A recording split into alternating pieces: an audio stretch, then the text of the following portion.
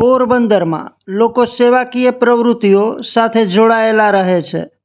લોકો પોતાના જન્મદિવસે સેવાકીય કાર્ય કરે છે તો કેટલાક લોકો સત્સંગ કાર્ય કરે છે.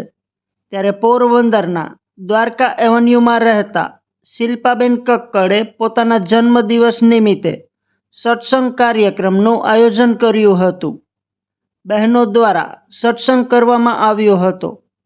સત્સંગમાં મોટી સંખ્યામાં લોકો જોડાયા હતા અને સત્સંગનો લહાવો લીધો હતો.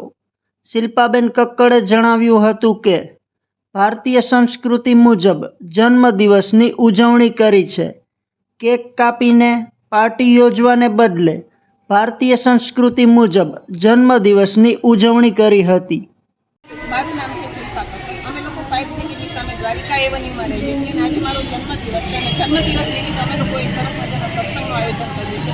જનરલી અત્યારના ટ્રેન્ડ પ્રમાણે બધા જન્મદિવસની ઉજવણી હોટલોમાં કેક કાપીને કરે છે, પણ ભારતીય સંસ્કૃતિને અનુરૂપ અમે લોકો એક સરસ મજાના સત્સંગનું આયોજન કર્યું છે કે જેથી કરીને આપણે પણ ભગવાનનું નામ લઈએ અને બધા પણ ભગવાનનું નામ લઈએ અને સમાજની અંદર જે આધ્યાત્મિકતા આજકાલ ઓછી થઈ રહી છે એ પબ્લિકની અંદર આધ્યાત્મિકતા તેમજ ભગવાનની ઉપર દ્રઢ શ્રદ્ધા અને વિશ્વાસ એ પાછું જાગૃત થાય અને આપણું જીવન સાર્થક બને અને ભગવાનના આશીર્વાદથી આપણે આપણા નવા જીવનની શરૂઆત કરીએ.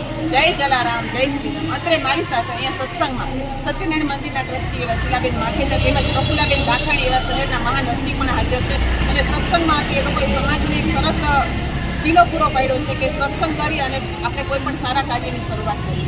જય જલારામ.